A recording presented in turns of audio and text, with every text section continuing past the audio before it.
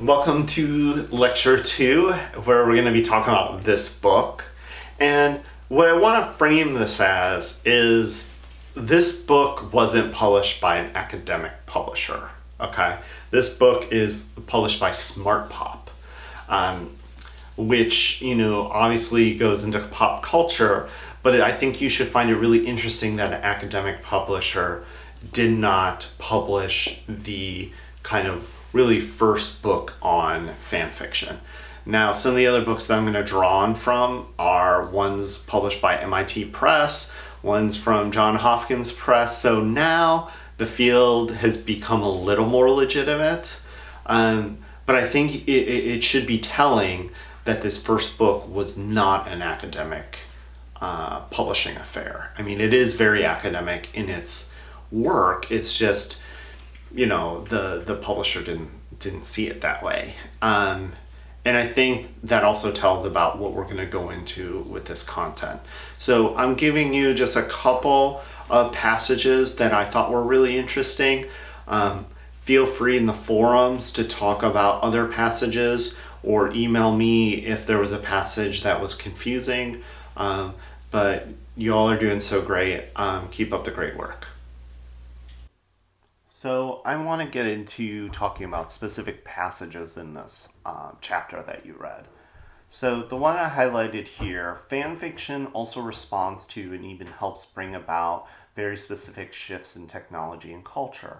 And it does so more quickly, nimbly, and radically than anyone who benefits from the commercial status quo is ever likely to. Yet commercial culture, with its massive distribution, which helps create fan communities that become fan fiction communities, is also an integral part of the fan fiction equation.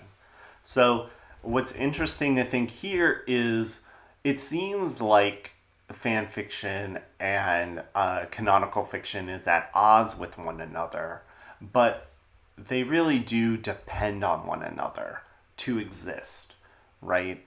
And I think what's interesting is to think about the internet and how fan fiction both was shaped by the internet, but also fan fiction helped shape what the internet is, right? I want you to think about stuff like memes.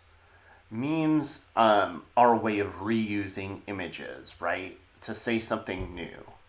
And fan fiction is reusing copyrighted stuff to say something new too. So this gets into the ecology of intellectual property on the internet and how fan fiction both influenced how that came about, but also was influenced by it. The other thing I want to do is to look at this spread of technology, right? Technology, speed, format, conventions, and forms, these changes enable. Fan fiction collects people who may be very far apart in physical space and connects them in close proximity in virtual space, right? Neither the codex nor a contemporary notion of literary authorship could accommodate the modes of authorship we see in the theory of narrative causality. It's the fic that is not one. The author is dead. The author is legion. So I think, what's important to think about is how both this virtual space is shaped by fan fiction, but also what is authorship, right? There's, a theory in film about auteur theory, right? That we celebrate the director because we think that's their single vision, when we know there's so many other people involved in making a movie what it is. And, compared to yesterday, talking about the death of the author, thinking about the author as legion, right? The author as a collective. That complicates our notion of what is intellectual property then, right? Who owns something? Who do we attribute, awards and accolades and money to, right? So the uneasiness that you all felt with adaptation and fan fiction is an uneasiness caused by our systems of production and consumption of media. And that's why I think, this class, in order to understand how media is composed, you have to think about how the internet and digital technologies have not only shaped communication, but also shaped our notions of property and shaped our notions of authorship, right? Um, and again, you can see in the other video when I was talking about parody, right? It's the fic that's not one. There's something that understands that it's a fan fiction, but also understands where it's not a fan fiction. The kind of self-reflexive nature of fan fiction is so postmodern, so parody, and so if we're going to take Hutchin on that kind of parody, what is fan fiction talking about? What is it commenting on? And I think you can see in this chapter, it's getting on, what is authorship? What is a reader? What is intellectual property, right? All of those lines are getting blurred. So, what we tend to think of as traditional authorship as some one person writing at a desk. And this is Virginia Woolf's desk at the Duke Rubenstein Library, right?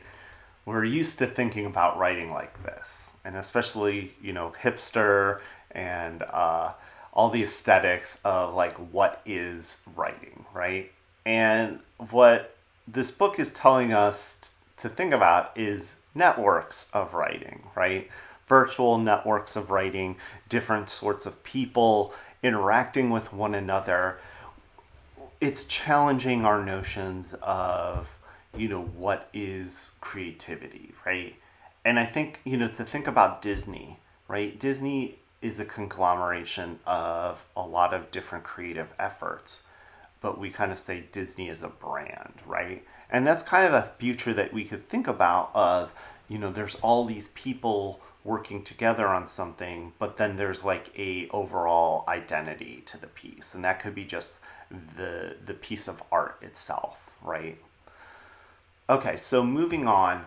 So, this gets into fan fiction, doesn't claim to stand on its own. Um, it might stand on its own as a story. It might be still, a great story, even if you haven't read the source text. But that's not the point, right? Asking whether fic stands on its own is interrogating the text from the wrong perspective. Okay? Fic can be uncomfortable for writers who believe they can create autonomously in a void. Fic lets its seam show in ways other works that also build from sources and predecessors may be at pains to hide. And that's the other thing that digital technologies have shown us, right? You need someone good at technology to compose in technology. And sometimes you'll have a writer and then you'll have a technical editor, right? Rather than just a regular editor. So the movement into media forms challenges also our assumptions of what is writing, who owns things, are things autonomous or not, right? And so we don't like unstable things. And so that's why this makes us uneasy. The other thing I want to kind of talk about is in that chapter, we already went over intertextuality on the second lecture, but she does mention Genet term palimpsest. And so what you're looking at now is a palimpsest. So palimpsest was used a lot in early modern and even medieval writings, where people reused pieces of paper. Right, you can see the black is written over the red, and what we want to think about with that is that rebooting the text, sometimes the most recent adaptation or the most recent retelling tends to paste over what was before, right? And I think I mentioned Frankenstein, right? The novel of Frankenstein is so different from the movies, but we remember the imagery of the movies, right? When you remember Frankenstein with the green skin and the bolts, that is from the movie, that is not from the book.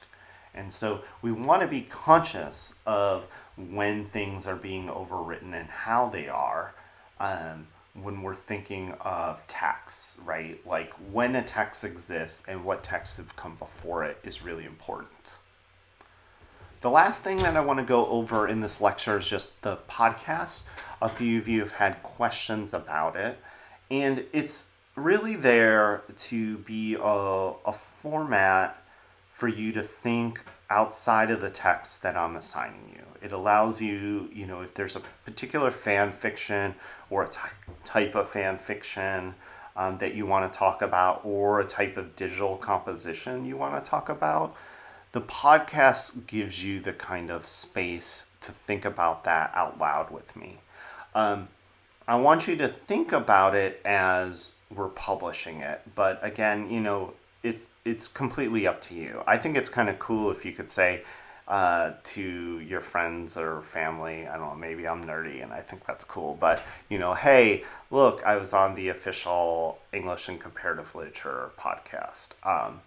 So it's up to you if you want to have me publish it. But really what I want you to do is it's a space for you and me to think through something that you're interested in fan fiction, to hopefully develop your ideas a little more for your final project. So I added the podcast to the left-hand menu. So if you want to take a look at this later, you can. But also just take a look at the forum post for today and the reading for tomorrow. You all are doing so good at the forums. I really, really love your contributions.